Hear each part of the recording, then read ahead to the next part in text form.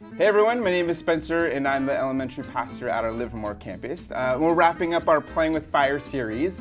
I thought it'd be a little fun to play a little game that I like to call Red Hot Chili Trivia. So here's how it's gonna work. I'm gonna ask you some questions. If you get it wrong, you have to eat a chili pepper of my choosing. If you get it right, I have to eat a chili pepper of my choosing.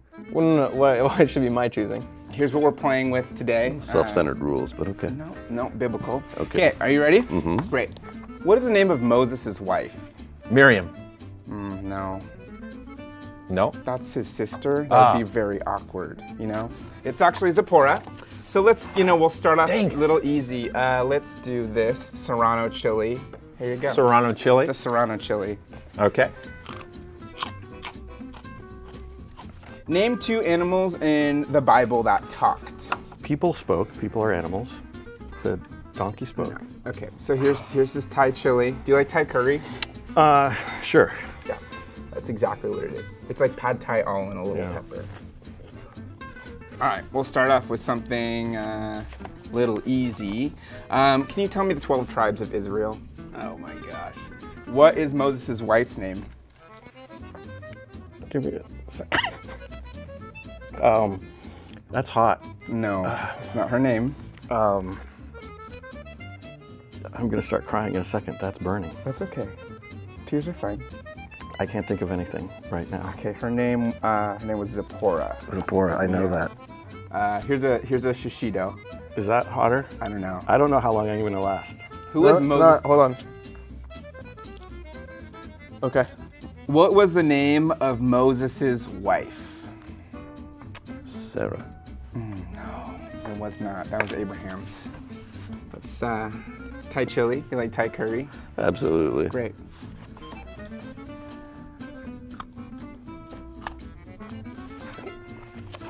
How was that? Not great. You still? I don't know. Okay. Yeah. Just want to make sure you're alive here. There's tears on my hands. Well, to lighten things up a little bit, how many wives and concubines did King Solomon have? Don't mean to repeat. 800, I think. Oh. Is that your final answer? Yeah, I don't know. It's a lot. 700 wives, 300 concubines. Talk about playing with fire. Moses' wife, Sarah. No, it's Abraham. Abraham's wife. Yeah. I'll give you another chance. Deborah, Delilah, Genevieve. Genevieve, that biblical name of Genevieve. I cannot think straight right now. Can I not eat another pepper, please? It's Zipporah. What are the 12 tribes of Israel? Which one do I need to buy? Because I'm not gonna get these. Can you just name one? This is terrible. This is the worst idea. I think it's terrible that you don't know these things. I'm pretty upset at myself about that, but Yeah. can we? All Oh! right, well, thank you so much for joining us I only get today. 3. I want you to eat one. No, Give me another one. I'll eat a pepper, fine. You know the ones that are not hot. Oh. I'm gonna cry.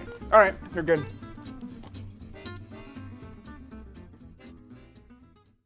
Coming out of the marriage message, we had already planned to have Paul come up and lead a marriage night. And we had dinner. We had almost 60 people there, 30 couples. Half of them had not been in community groups. And Paul and his wife led this fantastic night, and people stuck around for about 45 minutes processing and talking about it. And out of that, we got almost 20 people into community groups focused on marriages. And so the action step after that was huge for us. That's awesome. And that was a great night. It was a good night. We loved hanging out with you guys. I love Walnut Creek. You guys are awesome. I love Walnut Creek. One of the things that I heard some comments from people was that they had grown up feeling like the Bible was God's list of rules of how to kind of squeeze the life out of life and just micromanage people on earth. Like, here's the rule book. And the premise of Playing with Fire helped them understand that this was really about, I'm trying to help you from step on landmines. I'm trying to tell you how to avoid problems.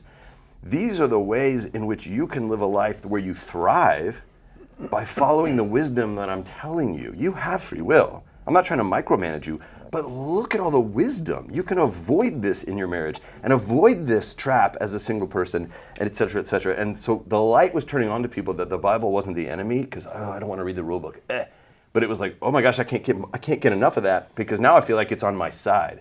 It was this really cool flip for people. I think just people feeling the sense of God's really speaking to me. In fact, God's goodness is evident in all the warnings in Scripture, like don't play with this fire, because if you do, you are going to regret it. And so we see God's goodness with these warnings of don't play with this. This one will burn your house down. And I think that theme has come up a lot in this series. Yeah, I know for me, one of the specific things that stood out was actually, Steve, your sermon, the very first sermon we had in the series, talking about how to really build margin into our life and use our time in a way that is really Christ-focused and Christ-centered. And the quote from Dallas Willard, which was all about how to eliminate hurry from our lives. I'm still there. I'm still thinking about that and trying to apply that to my life. We looked at 3 different specific areas of life: parenting, marriage, and singleness. And then on the other side of it, it's like we looked at 3 things that we probably play with fire the most when just as human beings: finances and hurry, and our topic for this week, sexual immorality.